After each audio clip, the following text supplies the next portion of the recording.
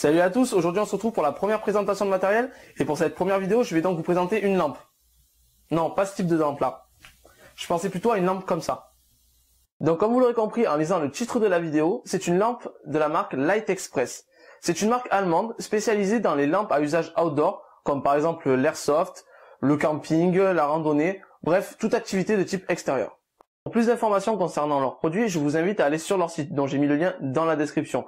Mais attention, c'est un site présentant leur catalogue. Ils ne vendent pas de produits, contrairement par exemple à SMC qui est un distributeur, donc ils vous vendront des produits de leur marque. Mais beaucoup de leurs produits sont hors stock sur ces sites, donc faites attention. Donc passons maintenant au cœur du sujet, la lampe. Pour les mesures, on a 13,3 cm de longueur, 3 cm au niveau du bulbe et 2,3 cm au niveau du cul. Lors de la réception de votre lampe, vous la recevrez avec deux piles CR123A, mais aussi un clip ceinture qui est déjà intégré sur la lampe. Moi-même, je l'ai enlevé pour une raison que je vous expliquerai plus tard dans la vidéo. Ce modèle de lampe possède deux modes d'éclairage, et chacun de ces deux modes possède plusieurs sous-modes d'éclairage. Le premier mode d'éclairage est le mode d'éclairage simple, à savoir lumière blanche forte pour une pression, lumière blanche faible pour deux pressions, et lumière blanche forte stroboscopique pour 3 pressions. À noter que pour changer de type d'éclairage, il faut que la lampe soit éteinte.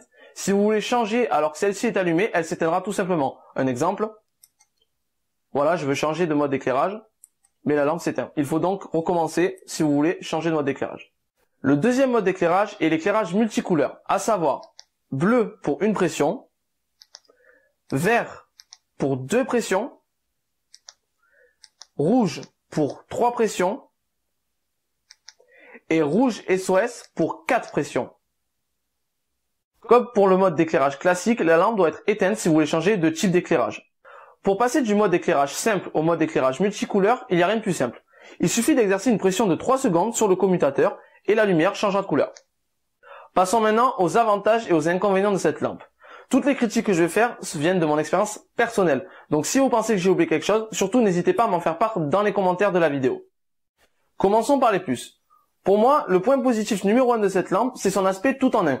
Donc par exemple, pas besoin de trimballer des filtres de couleur si vous voulez changer de couleur. Ici, une pression de 3 secondes et le tour est joué.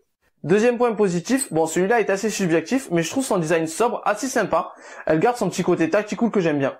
Troisième point positif, le rapport qualité-prix. À l'époque, j'avais acheté cette lampe 30 €. Je trouvais ça cher parce que je connaissais pas encore les prix. Mais quand on voit qu'une lampe Surefire c'est 150 €, je peux vous dire qu'après le rapport qualité-prix, je le trouvais vraiment pas mal. Passons maintenant au point négatif. Pour le premier point négatif, je trouve que celui-ci réside dans le switch. Je m'explique.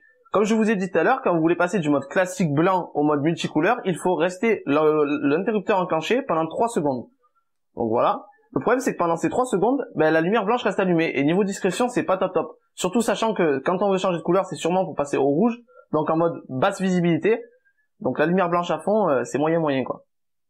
Le deuxième point négatif de cette lampe, c'est les piles. Pour la faire marcher, il vous faut deux piles CR123. Donc au cas où si vous connaissez pas les piles CR123, c'est ça. Donc voilà une pile CR123 de marque chinoise. Et une autre de la marque Surefire. Bon, c'est une marque qui est assez connue, je pense que tout le monde la connaît. Le problème de ces piles, c'est qu'elles valent 5 € en magasin. Par exemple, à Auchan, vous allez aller chercher une pile comme ça, c'est 5 putains d'euros la putain de pile. Donc vous l'aurez compris, si vous avez 4 lampes du genre, ça revient très vite, très cher. Vous le sentez le vécu là, hein? Vous le sentez? Bon, heureusement, on peut trouver des piles de cette marque-là, la marque Trustfire, où il y a plein d'autres marques chinoises du genre, pour un peu moins cher, genre 1 € la pile, heureusement d'ailleurs.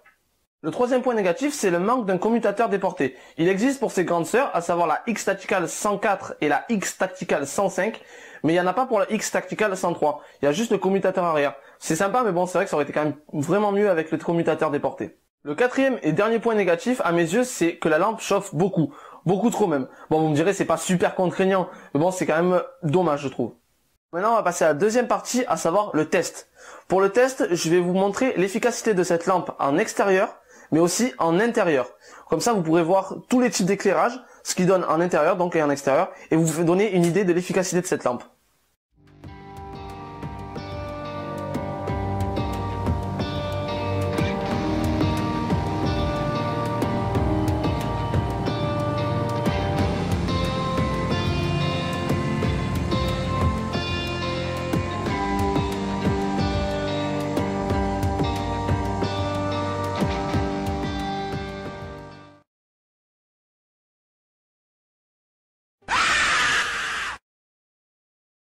Un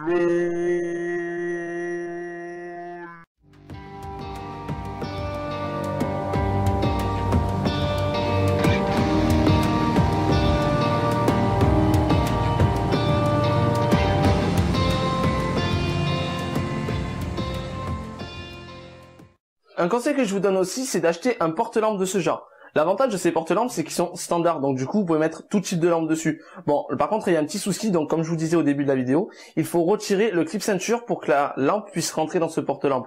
Bon, c'est pas vraiment gênant, parce que la lampe, elle rentre facilement dans une poche de chargeur PA, donc vous pourrez la ranger même si vous avez plus le clip ceinture. Hein. Voilà qui conclut cette première vidéo. La prochaine vidéo sortira dans 2 semaines. Il s'agira de la première vidéo trucs et astuces Airsoft. D'ici là, je vous invite à écrire comme d'habitude dans les commentaires si vous voulez que je présente votre matériel. Je m'efforcerai de le trouver et de le présenter sous toutes ses coutures. Je vous invite également à laisser un pouce vert si vous avez aimé la vidéo, un pouce rouge si vous pouvez plus me voir en peinture et un commentaire si vous avez quelque chose à dire. Même si vous avez rien à dire, c'est toujours bien un commentaire de toute façon. N'hésitez pas aussi à partager la vidéo, c'est le plus important. Et surtout, abonnez-vous à ma chaîne car je compte faire des vidéos HS assez régulièrement sur des déballages ou autres. Et surtout, bon jeu à tous et à la prochaine.